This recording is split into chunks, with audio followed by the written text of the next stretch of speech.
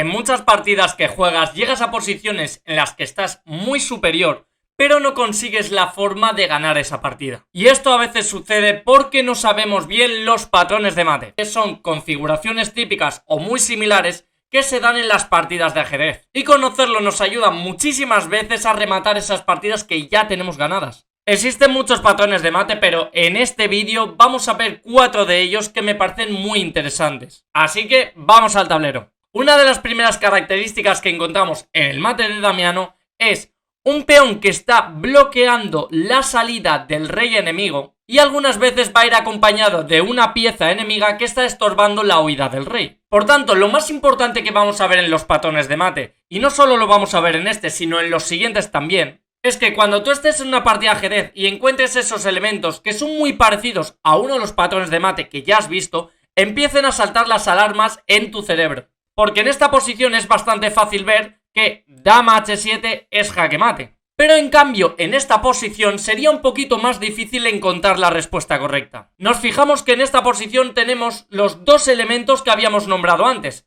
Un peón que está cortando la huida del rey y una pieza enemiga que está estorbando. Y aunque la casilla h7 la tenemos controlada tanto con la torre como con el peón, mover la torre ahí no sería resultante a un jaque mate. Pero esto es la parte importante, aquí es donde digo que tienen que saltar las alarmas y pensar, vale, tengo los elementos necesarios y lo único que me falta es replicar la situación anterior. ¿Cómo lo podemos hacer? Pues conociendo que nos gustaría tener la dama en h5 y a poder ser nos gustaría realizar todos estos pasos sin que el rival tuviera tiempos de reacción, es decir, dando jaques, la respuesta correcta aquí sería torre h8 jaque, y lo único que puede responder el negro es comernos la torre, pero este sacrificio de torre nos permite ya hacer dama h5 jaque, y fijaos que ahora estamos exactamente en la misma posición que habíamos visto antes, y ya solo tendríamos que rematar con dama h7 jaque mate. A modo de curiosidad, esto es una partida que jugué yo online. Lo que quiero que veáis es que estos ejemplos se dan mucho en las partidas que estamos realizando. Pero no nos entretenemos y vamos con el siguiente ejemplo. En este ejemplo vamos a ver posiblemente el patrón de mate que más personas conocen en el mundo, que es el mate del pasillo. El mate del pasillo se da cuando un rey está encerrado por sus propios peones y dando un jaque en la última fila damos un jaque mate. Así que con torre 8 ya estaría. Pero este ejemplo a veces está un poco más difuso y nos cuesta más encontrarlo. Porque en esta posición fijaos que el rey no está realmente encerrado por sus peones. Sí que es verdad que no puede acceder a la casilla f7 porque está atacada por la dama y por la torre en rayos X. Por aquí arriba te dejo un vídeo de los rayos X. Pero realmente podemos encontrar el jaque mate utilizando el patrón que hemos visto anterior, es decir, el mate del pasillo. Lo haríamos de la siguiente manera.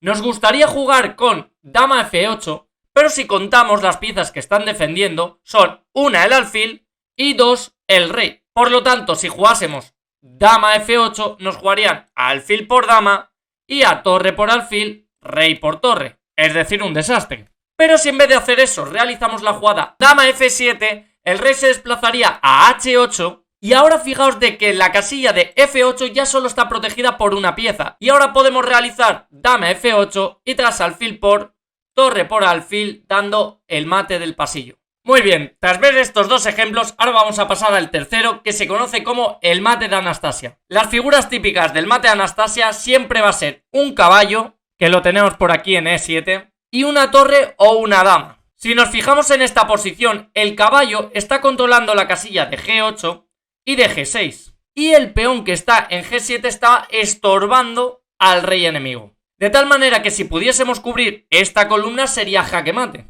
Y eso evidentemente lo vamos a hacer con torre h5. Pero antes de mover las piezas, quiero que veamos un ejemplo que se parece muchísimo a este. Es curioso porque esta posición que estamos viendo en pantalla, los peones están bloqueando la huida del rey. Y si controlásemos esta columna sería jaque mate. Y este es el mate del pasillo. Así que mirando este ejemplo, podríamos decir que en el mate de Anastasia, el caballo está bloqueando la huida del rey, como lo hacen los peones en el mate del pasillo.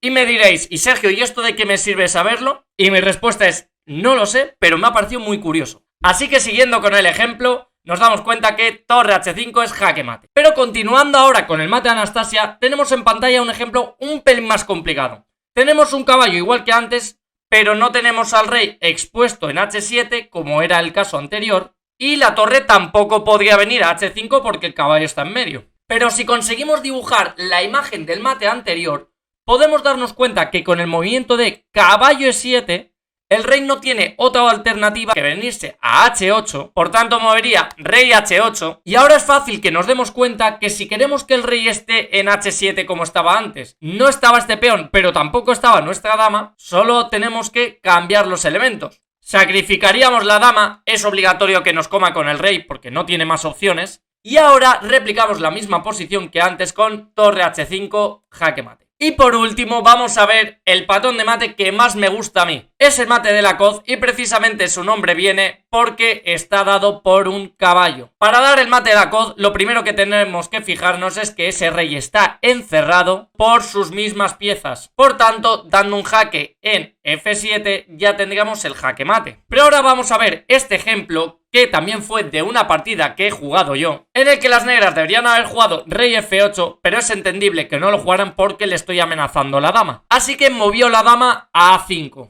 Lo que pasa es que ahora, sabiendo el patrón de mate de el mate de la coz, podemos encontrar una combinación que nos haga ganar. Lo que queremos es que el rey se vuelva a quedar encerrado en H8 por sus mismas piezas. Así que la primera jugada que realicé fue caballo H6. Fijaos que si juegan con rey F8, nosotros jugaríamos dama F7, jaque mate. Porque quiero remarcar que está siendo un jaque doble. Es un jaque con el caballo y con la dama a la vez. Y cuando estamos recibiendo un jaque doble, lo único que podemos hacer es mover el rey. Así que cuando venga a rey H8, tenemos que visualizar que queremos la torre enemiga aquí, igual que antes, o otra pieza como puede ser el caballo, para dar el mate en F7. Porque si ahora jugamos caballo F7, simplemente va a volver a G8. Así que para conseguir esto, sacrificamos la dama en G8 y daba igual que comiese de torre o que comiese de caballo, porque la jugada sería la misma, que sería caballo F7, replicamos el mate de la coz y sería jaque mate. Aparte de estos mates que hemos visto,